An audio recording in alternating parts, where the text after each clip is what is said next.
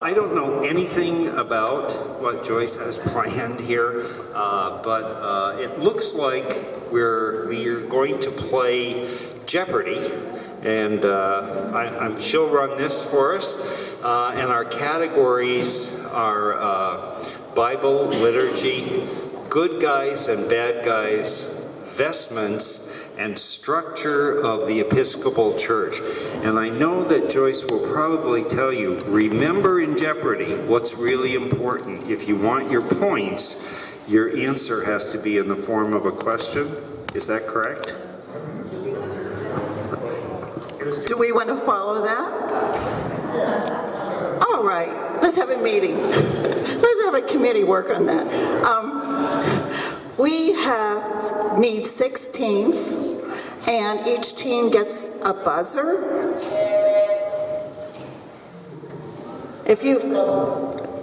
Now, whoever is at Phoebe's table,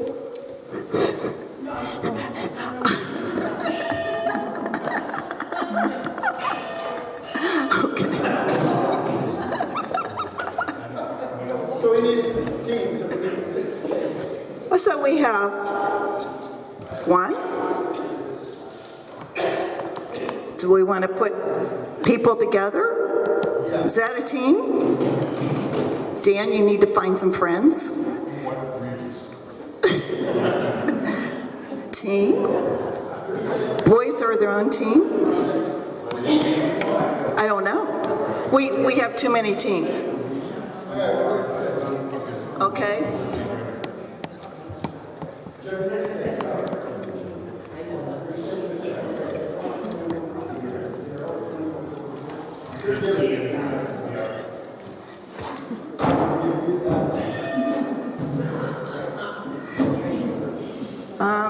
How many teams do you have so far?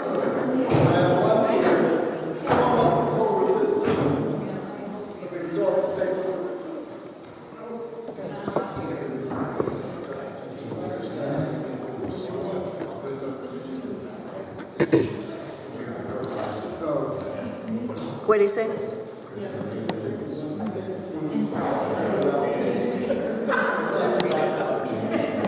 Do you want just 2 teams? You can change it to whatever, but it's just right now. It only has 2 there. I'm not touching the computer. Who's doing that part?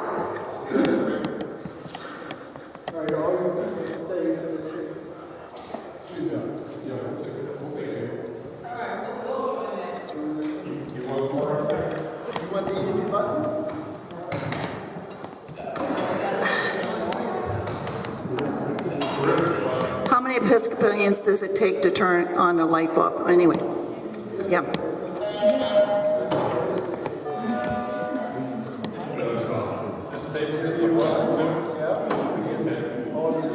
Could you be the techie? Would you be the techie to do the scoring and stuff? Who could be the tech person? Dad.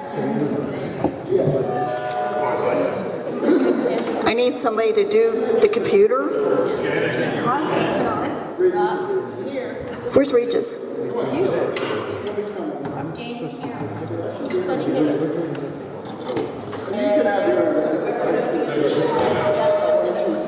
Okay, Kevin, can you be the tech person?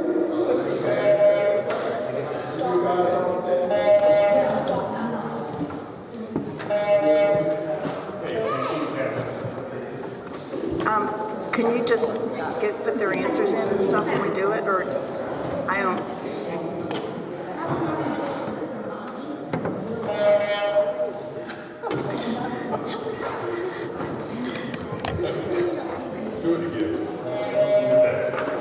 Okay.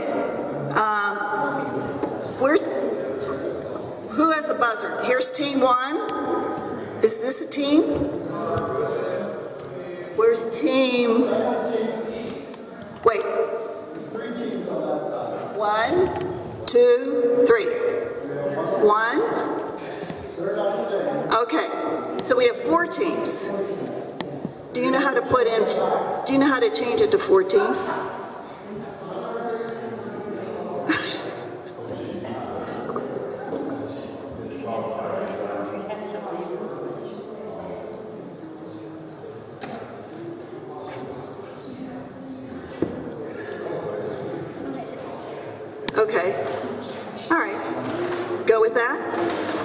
let's start with, where's team, let's start over here.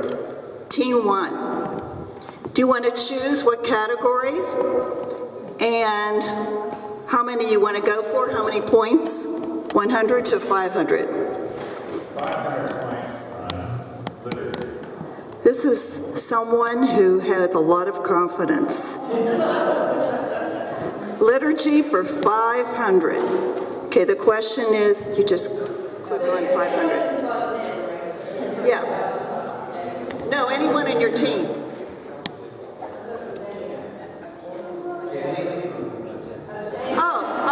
Oh, that's right, that's right. You're right, I forgot. Okay, any team can answer. The pressure is off. Okay, who knows? Buzz when you know. All right, team 2, what is your answer? What? Okay, but correct form? What are prayers of the people? And I think you. What is a Eucharistic prayer? Somebody's got to keep score. Okay, you'll get it. Okay, so score? Minus. Okay. All right, just so you know what you're doing. I don't know what I'm doing. Okay. Next question. Do I still call on you? Okay.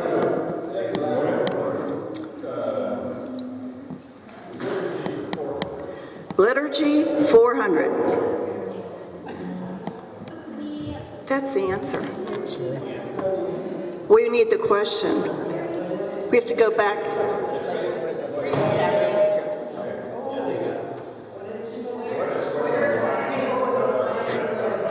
Oh, okay. That's right. Okay, you got it. Team 1. Gee, okay. Okay. I think you're getting there. All right, let's try another one.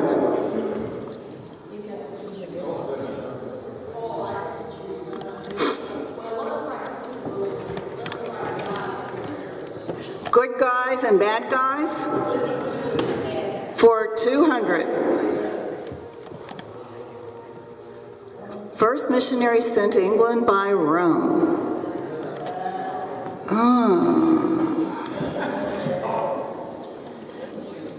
Buzzer, you're not on a team? You can join a team. We welcome everyone.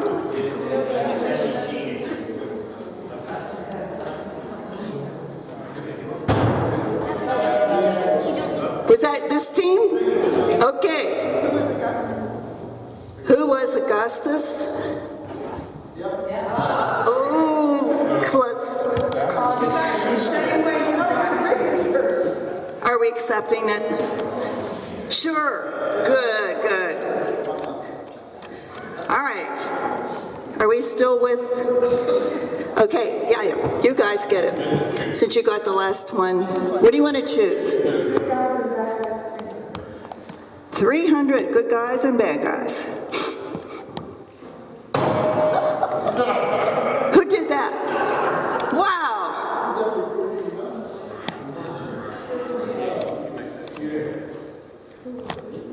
Who is Judas? Woohoo.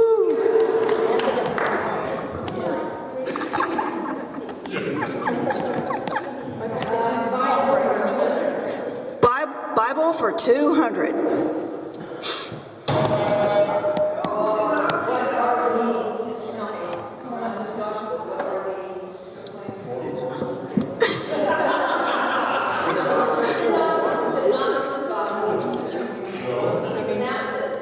That's right. We're the Synoptic Gospels.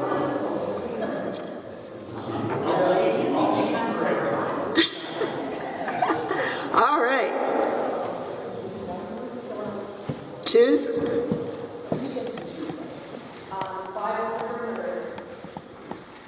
300.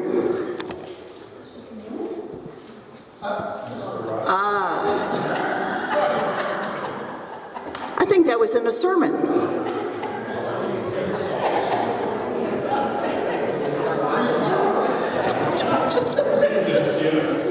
It was in a Regis sermon, I should say.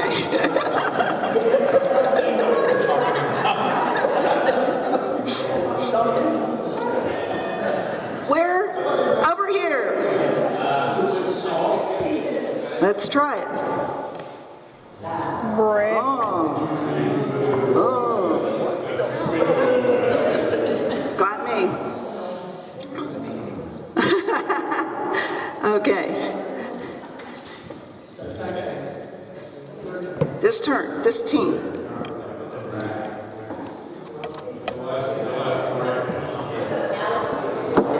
They're picking.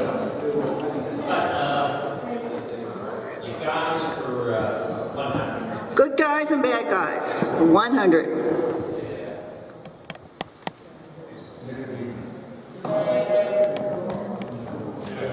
What was this team?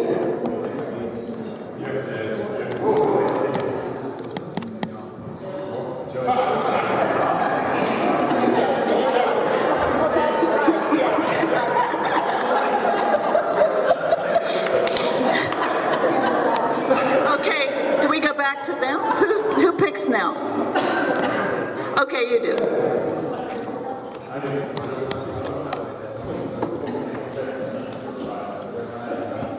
What is it? Vestments for 500. Woo!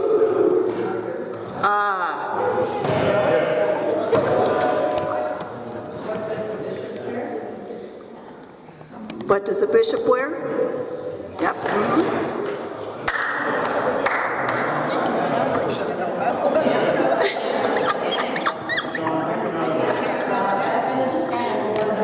Vestments for 100.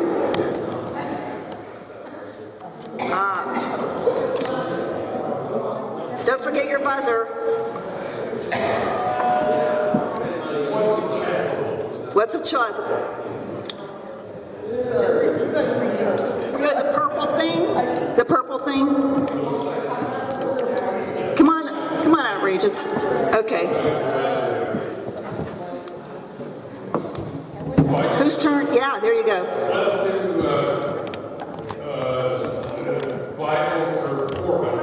Bible 400? I can't either. He was a missionary companion of the Apostle Paul who wrote letters of his own.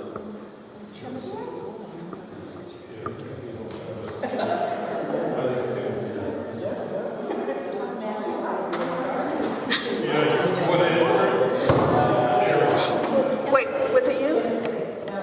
Oh, it was you? Okay. Timothy?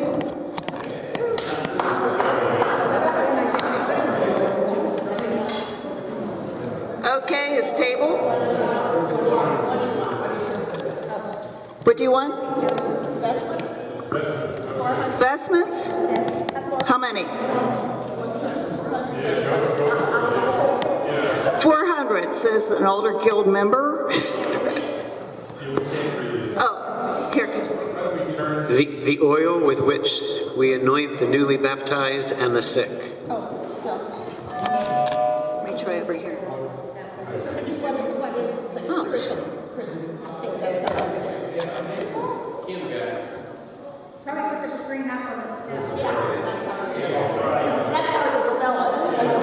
Did we get the answer? Did they have it?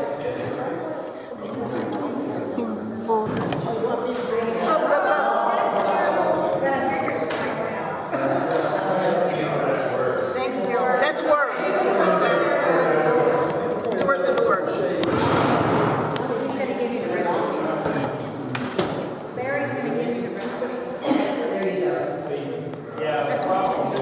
It's the projector now. Oh, give me some.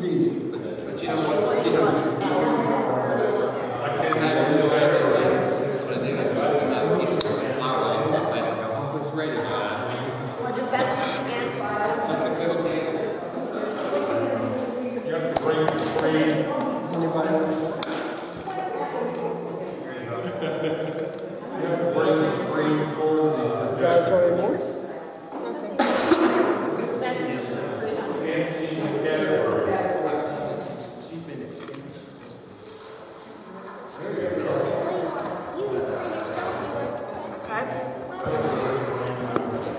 guys do.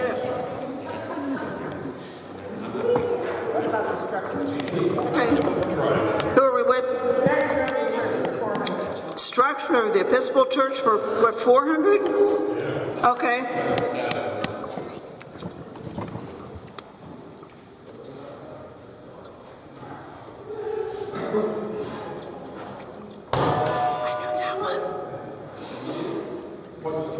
Can I play?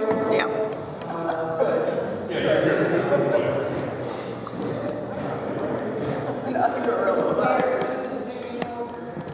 Okay, now who? Structure for 300.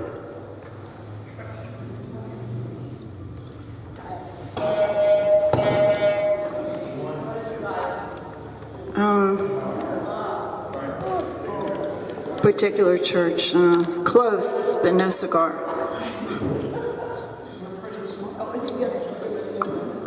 Structure for 200. 200.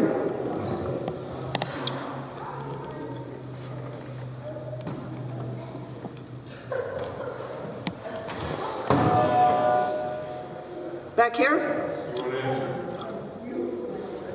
What is ecclesiastic? Episcopal.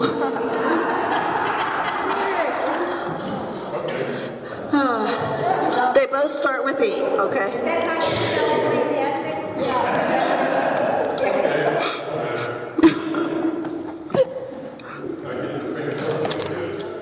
Yep.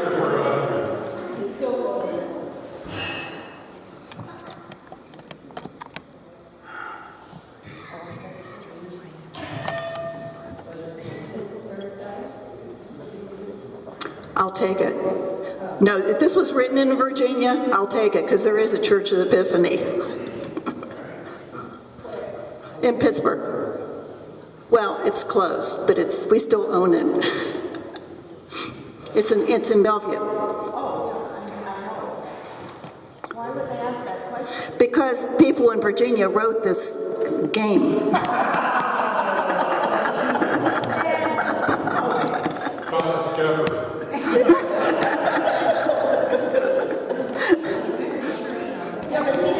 Yeah, that's a good guess. Okay, liturgy for what? 100.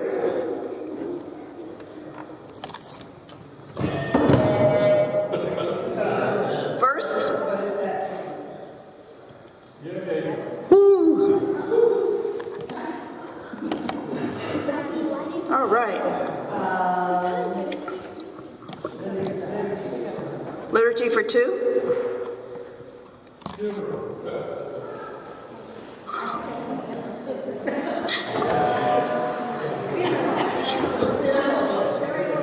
Buzz.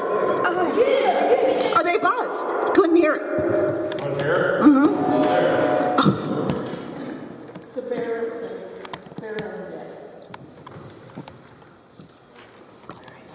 We'll take it. Good.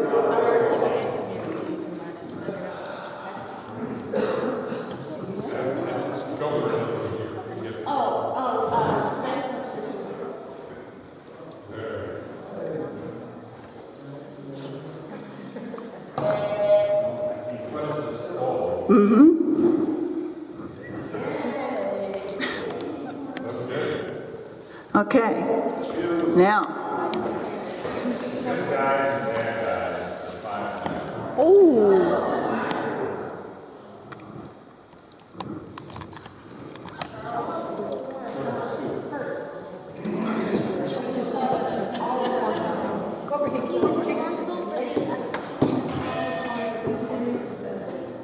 Henry the Seventh, Oliver Cromwell.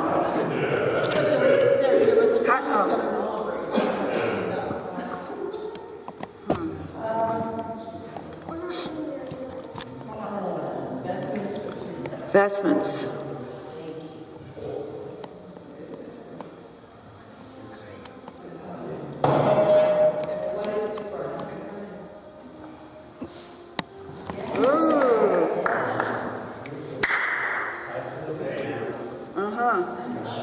Coming up.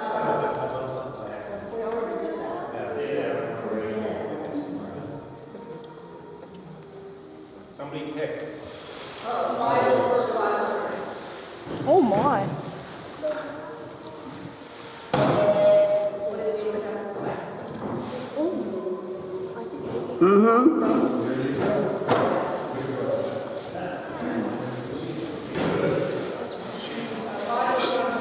Okay. It's a toughie. Did you buzz? What are the testaments? What are the Bible? What is the Bible? Oh, wait. What is the Bible? You got it. You got it.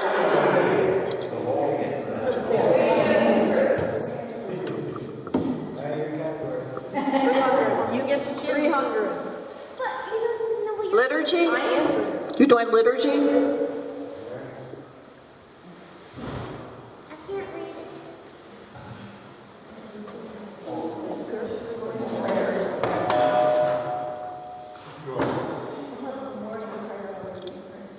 Morning prayer? Daily office.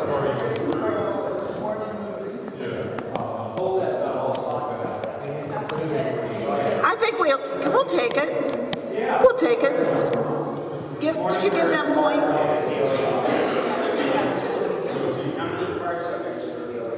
Okay, what are you taking? What are you choosing?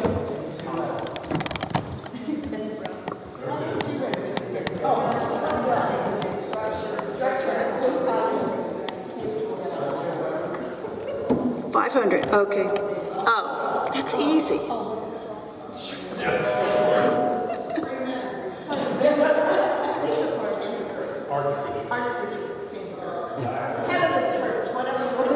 What is? Who is? Okay. One more.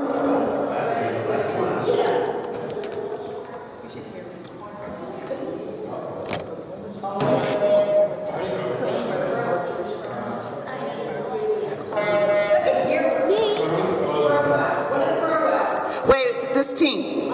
Oh, you pressed? Oh, I'm sorry.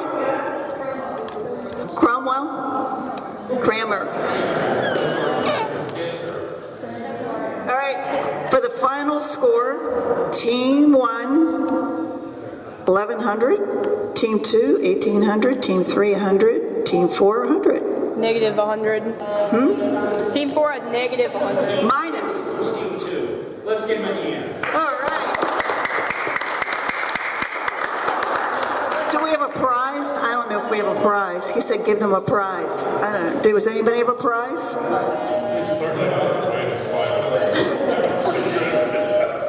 Okay.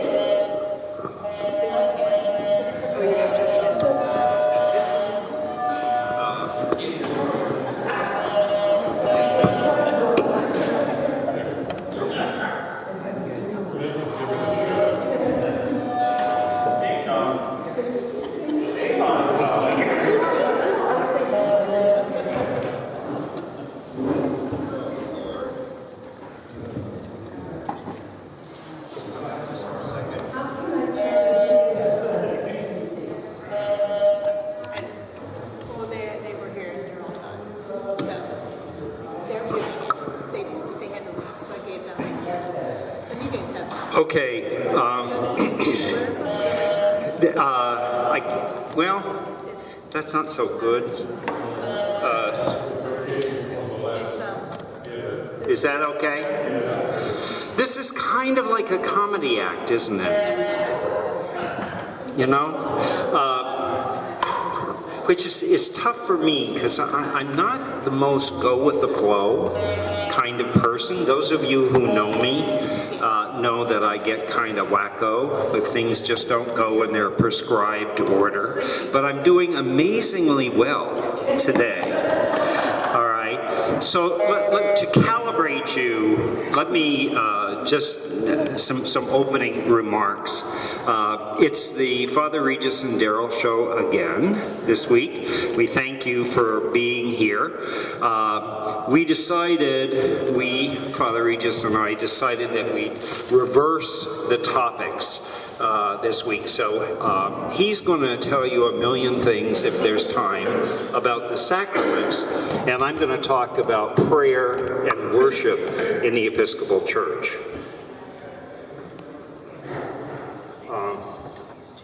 Hold on one second.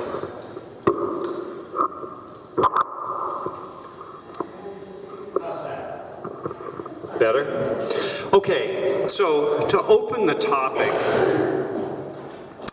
I want to talk about the Book of Common Prayer for a minute.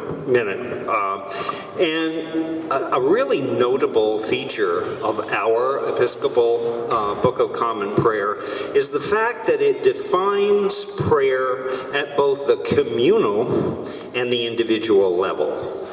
Now, why would that be important? For a lot of different reasons. First of all, it never existed before the Book of Common Prayer, the first Book of Common Prayer in England in 1549. Prior to that, in the worship service, priests used, or clergy, used something called the Sarum Manual, which was a medieval kind of document that prescribed what the liturgy would look like and the liturgical prayers would sound like. There was nothing that existed as kind of a guideline for individual prayer. Okay? So one of the things that we say that's notable about the Anglican tradition and the Episcopal Church is that our prayer book is kind of central to everything that we do. It's one of the two pillars that support our church. And this quotation, I'm not going to read it, you can read it for yourselves, is taken from the Articles of Religion. Where are the Articles of Religion in the prayer book? Who can tell me? No, they're at the very end of the prayer book, and they're worth a few minutes just to scan through those, all right? Because these define, the Articles of Religion essentially describe Anglican and Episcopal doctrine, okay? So let me get this tool. I don't even know if it's on.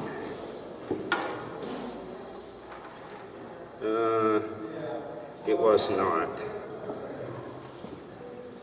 Okay, so the 1549 Cranmer Book of Common Prayer, I think of this as a really significant innovation for 4 different reasons. First of all, it was written in the vernacular. Secondly, it standardized both liturgical worship and individual prayer. And third, it was one place you could go to for all of our religious doctrine. Fourth, and not insignificant in any way, is that it fostered lay participation. Okay? Let's see if I can go through these. So we'll talk about each of those 4 characteristics in a little bit more detail. The vernacular. Why was that so important?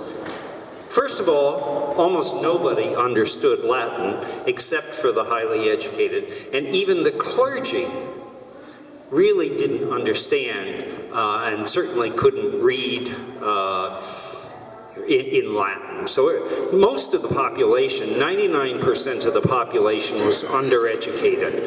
So why did Latin make sense? For the first time, the common man had something that they could read and follow. So they could hold the Book of Common Prayer in their hand, and they could follow along, assuming that they were literate in the first place in English. They could follow along the service. And this tended to engage the laity in the worship. It's one thing to sit in a pew or a seat and watch the spectacle of the rite, the service, the worship, right? And not have any clue what it meant.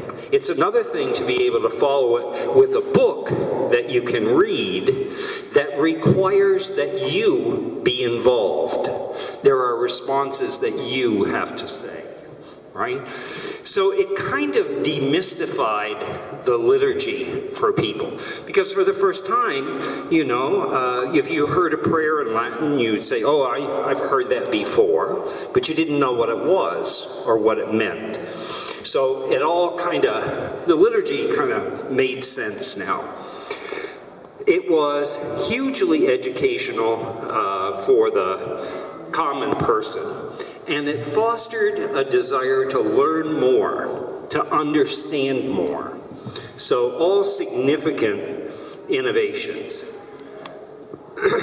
A standard for prayer and worship. So for the first time, churches everywhere were using the same liturgy, rites, and prayers. And this is hugely significant about our prayer book. It contains collects and other prayers and the Psalms, right? Do you know some of the names of some of the other types of prayers? Besides collects, what else are there in there? Anybody know? Propers? Anything else? Thanksgivings? Okay, so a place where people could, if they had a copy of the prayer book outside of the church in their home, they could reference these other prayers. Nothing like that had existed before. So Cranmer took the monastic 7 offices, In monasteries, they prayed 7 times a day, kind of a different liturgy each time, and they were reduced to 4: morning, midday, evening, and compline prayers. And that was significant because it was done in order to encourage the common man to actually pray daily. Yes, question? Compline. Who can help me with that? What is compline? Yes, it's the prayer at the very end of the day. It's the last set of prayers before bed. Now, if you were in a monastery and you prayed compline, that's when lights out, no talking. The monks would pray, or nuns would pray compline, and then that was it. They were done for the day. They went to bed. They did not talk. You couldn't talk until, what's the first one? Lauds? No.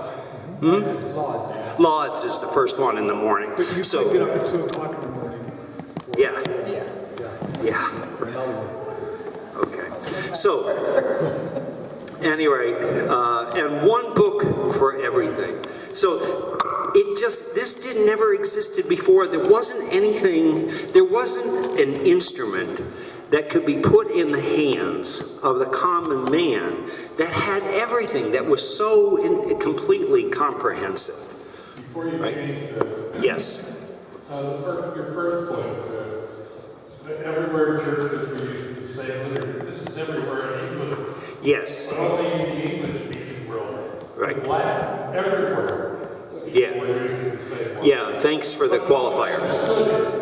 Right, exactly. Thanks for the qualifier. When I say everywhere, I really meant everywhere in England, which was, quite an innovation.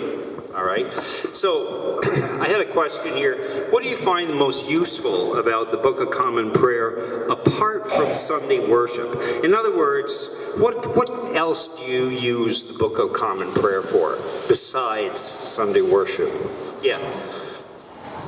You read the Psalms from there? What else? The prayers. Yeah. Is there anybody in here who actually does the daily office? The 4 sets of prayers? Okay, we have one person who does all 4. I will admit that I do. I do an abbreviated version. I do morning prayer in its entirety, probably more than its entirety, but I don't do all of the others, and that's just honest. So the next point about why it's an innovation is that it's a comprehensive statement of Episcopal doctrine. And that takes us, this is found in two places in the Book of Common Prayer. The Articles of Religion, which are in the back of the book, kind of difficult to, not easy to find, but they're back there. And the Outline of the Faith. We call it, in our book, we call it the Outline of the Faith. Most people refer to it as the Catechism, okay? Where's the Catechism found? I'm sorry? No? Where's the Catechism found? Anybody? Also in the back of the book, all right? And it's in a simple, easy to understand question and answer format. If you're familiar with the Catechism, and there's some people in here who've probably studied it at one time, the Catechism mentions 4 ministers in the church, which may come as a bit of a surprise to you. We think of maybe 3, but there's actually 4. Who are the 4 ministers in the church? That bishops, priests, deacons, and laity. In fact, if you look at the Catechism, the first minister that's mentioned is laity. Okay? So it's kind of interesting. You know, what does that say to you? That in the Episcopal and Anglican tradition, we place a great deal of emphasis on the role of laity in the church. So we kind of tend to de-emphasize the ordained ministers and re-emphasize the laity in our church. Okay? So, here are the topics. I'm not going to go through all of them, but if you look back in the back of the Book of Common Prayer, you'll see the various topics that are covered in the Catechism. The role of laity, vastly expanded, what I was talking about. In the medieval church, the laity were largely observers. They were I think of them as kind of lumps. You went to church because you had to, right? Because if you didn't go to church, what happened to you? You went to hell. That's exactly it, right? So you had to go. You had to be there physically in the church, but you couldn't understand anything that went on because it wasn't in your language. Okay? So you were kind of an irrelevant presence in worship, right? And for some things, like the priest's mass, the laity wasn't even required, right? If you had a lot of money and you gave, I don't know how much, you could have a priest's mass said for yourself or somebody from your family who was terrible or somebody who had died, right? And you weren't required to be there. It was just the priest all by himself. It's a very, very unusual concept of worship to us today, right? So, the Book of Common Prayer made it clear that we must include the liturgy, right? In fact, there's a rubric that says you cannot say Holy Eucharist. You cannot do that service unless you have at least 1 or 2. I can't remember, is it 1 or 2? You have to have laity there, or you can't say the service. I think it's 2. A rubric is a rule that's put in place that provides guidance for how something will be done.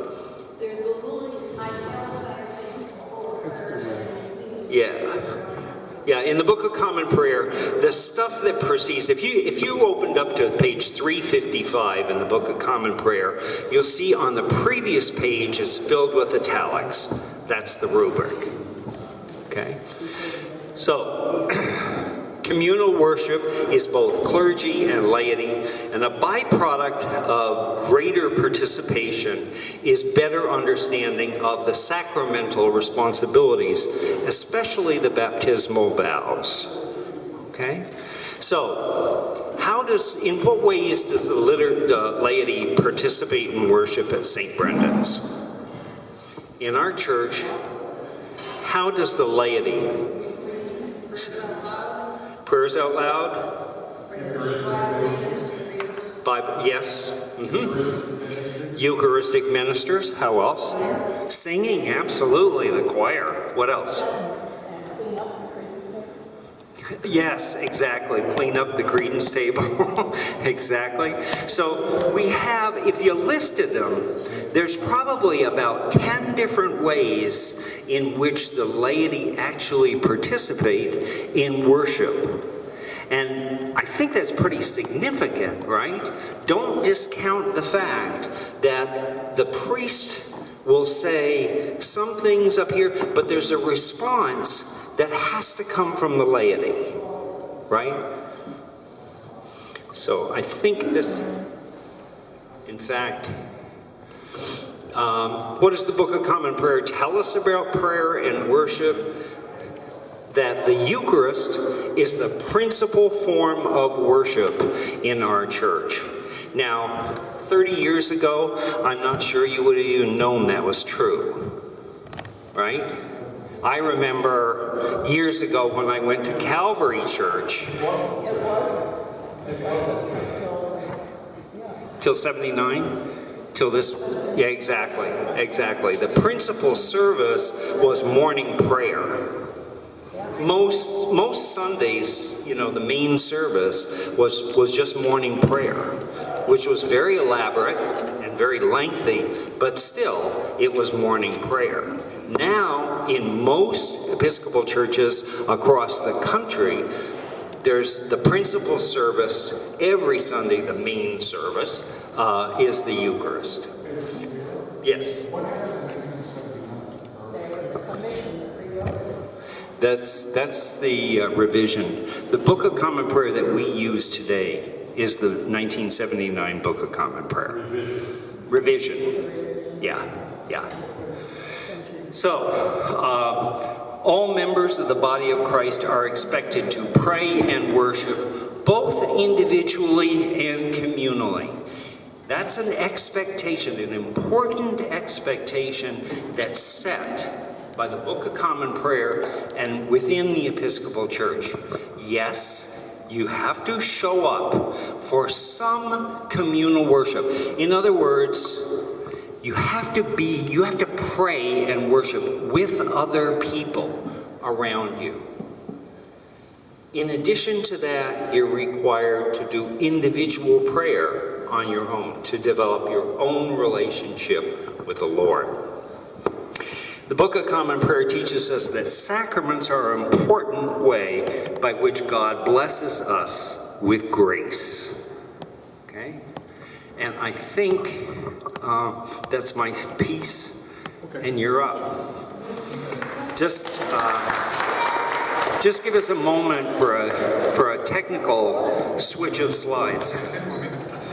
So I got 10 minutes to tell you about the sacraments. All right.